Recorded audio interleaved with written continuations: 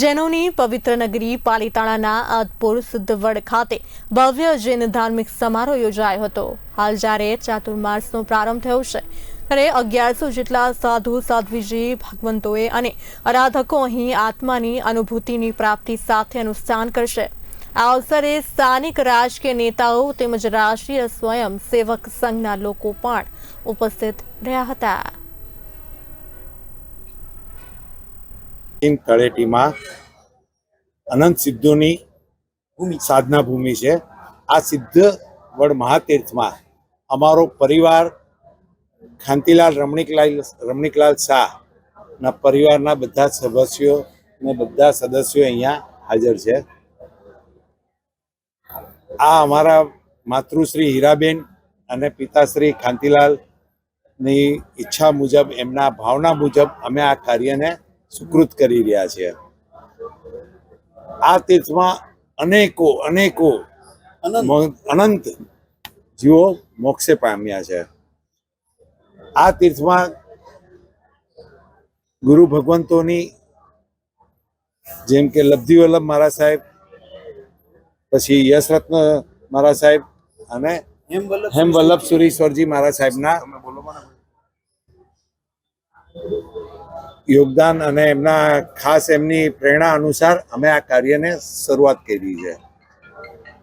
કાર્ય શરૂઆત ઘણા સમય પહેલા કરી, ઘણી કુદરતી આફતો આવી, આ બધું કાર્ય અમને પૂરું કરતા ઘણી તકલીફ પડી, પણ દાદાના આશીર્વાદ અને ગુરુ ભગવંતોના આશીર્વાદથી કાર્ય બધું સરસ રીતે સફળ થયું છે।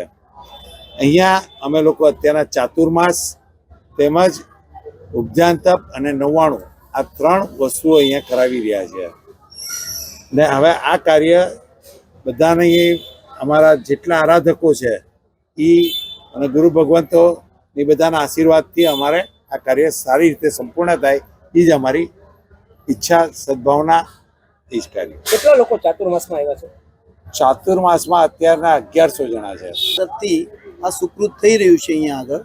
એ સુકૃતની અંદર જૈન ધર્મની પ્રથા મુજબ ચાતુર્માસનું અનુષ્ઠાન એક જગ્યાએ સ્થિરવાસ, તો આ સિદ્ધ ભૂમિની અંદર સિદ્ધવાસ, અહીંયા સ્થિરવાસ કરવો બહુ જ ડિફિકલ્ટ હતો, કારણ કે અહીંયા બીજી કોઈ અનુકૂળતાઓ નથી, પરંતુ ગુરુ ભગવંતોની આશીર્વાદથી અને કૃપાથી આ કાર્ય શક્ય બન્યું છે।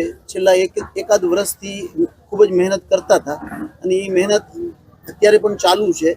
આગળના 45 કે 50 દિવસ સુધી તો ચાતુર્માસની અંદર અત્યારે 1100 સાધકો લાભ લેવાના છે।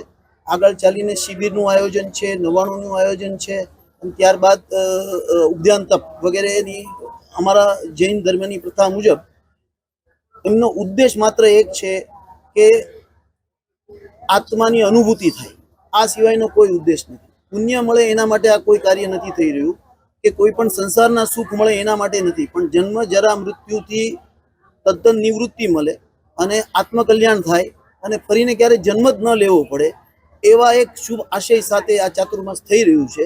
જેની અંદર નિશ્રા પ્રદાન કરી રહ્યા છે એ હેમવલ્લભ સુરીશ્વરજી મહારાજા, કે જેઓ આજીવન આંબિલ તપ કરી રહ્યા છે। એ આંબિલ તપ એવું છે કે જેની અંદર દિવસમાં એક જ વાર માત્ર જમવાનું હોય છે, જેની અંદર 5 વીઘી એટલે કે દૂધ, ઘી, દહીં વગેરેની વનસ્પતિ, ફળ, ફ્રૂટ કશું જ ન ખાવાનું હોય, અને એવું એમનું તપ વર્ષોથી ચાલી રહ્યું છે। અને એમણે એવી ભીષ્મ પ્રતિજ્ઞા લીધેલી છે કે તેઓ આવતા ભવે પારણું કરવાના છે, આ ભવમાં તેઓ ક્યારેય પોતાના આ ઉપવાસ છોડવાના જ નથી।